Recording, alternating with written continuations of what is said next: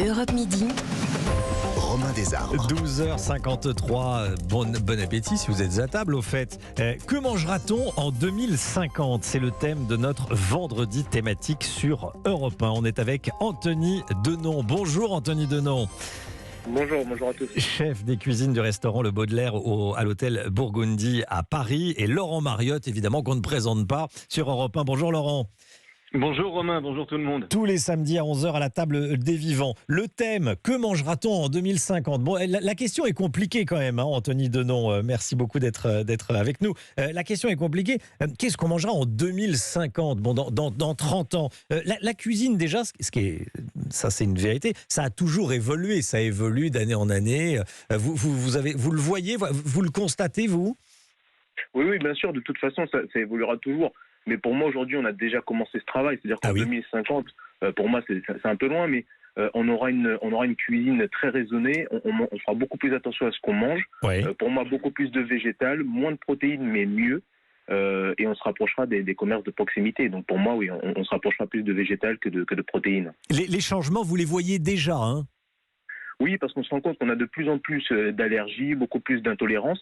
Donc moi, en tout cas, au restaurant, j'ai déjà commencé ce travail, c'est-à-dire que je choisis exactement ce que je mets en protéines et surtout, je travaille beaucoup plus le végétal qu'encore une fois la protéine. Mais c'est pas dire végétarien, mais je dirais une cuisine raisonnée. Laurent Mariotte, vous qui êtes à la pointe des tendances, vous suivez tout ça. Il y aura encore de la viande, tiens, selon vous, Laurent, en 2050 ? Bien sûr, il y aura de la viande, mais un petit peu moins peut-être. Mais on mangera toujours de la viande. Oui, on veut nous faire croire pour l'instant qu'on va manger de la viande in vitro de synthèse. On en est loin encore. Hein.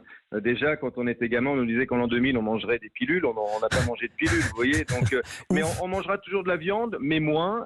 Comme le dit Anthony, on arrivera, je pense, à une agriculture plus raisonnée, un peu plus de sobriété, peut-être de frugalité. Je sais que c'est un mot qui est compliqué peut-être à entendre aujourd'hui, mais moins de viande, de meilleure qualité, mieux élevée, peut-être sortir des élevages intensifs pour là aussi reconnecter avec des circuits courts et une viande locale, oui. Oui, on parle beaucoup d'algues. Anthony Denon, les algues, ça vous les cuisinez, tiens ? Oui, moi j'en fais beaucoup de bouillon, j'en fais des condiments. Ah oui, déjà. Ça me permet de remplacer. Ouais, ça me permet de remplacer aussi le sel. Ça me permet de remplacer plein de choses en fait. Et j'arrive à faire des transformations d'aliments en restant végétal et en restant surtout naturel. Oui. Les algues. Bon, on parle également des insectes. Les insectes. Bon, ça vous tente ça ou pas ? Alors pas encore. Ça vous fait rire ? J'en suis pas là. J'ai vu quelques articles et quelques émissions, mais je suis pas encore prêt pour les insectes. Ouais. Parce que Laurent Mariotte, l'assiette, bon, c'est pour se nourrir, pour nous apporter l'énergie nécessaire à la vie. Mais c'est quand même aussi du plaisir. On se fait autant plaisir avec les nouvelles tendances ou pas ?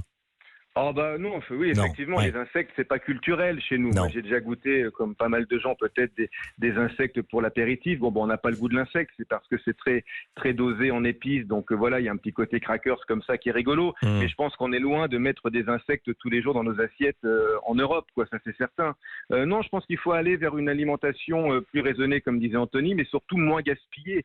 On gaspille énormément, on gaspille dans nos assiettes, hein, on jette 30 kilos de nourriture par an et par habitant, dont 7 kilos de nourriture encore emballée qui est dans nos frigos. Donc effectivement, il y a un gros travail à faire sur le gaspillage alimentaire pour mieux manger et puis pour se faire plaisir, parce que vous l'avez dit, c'est du plaisir avant tout la table. Donc il faut continuer à cuisiner. Voilà, il ne faut pas se faire dévorer par nos écrans, mais il faut se remettre un petit peu au fourneau et faire des choses simples et garder ce rythme de la cuisine du quotidien, comme on entretiendrait un sport qu'on ferait régulièrement, si vous voulez. Donc c'est important de garder ce rythme de la cuisine du quotidien pour se faire plaisir à table et en famille et entre copains. Ouais. Laurent Mariotte, merci beaucoup Laurent. Tous les samedis sur Europe 1 à 11h, à la table des vivants. Et puis merci beaucoup Anthony Denon, à la table des bons vivants. Oui, pas des vivants, oui.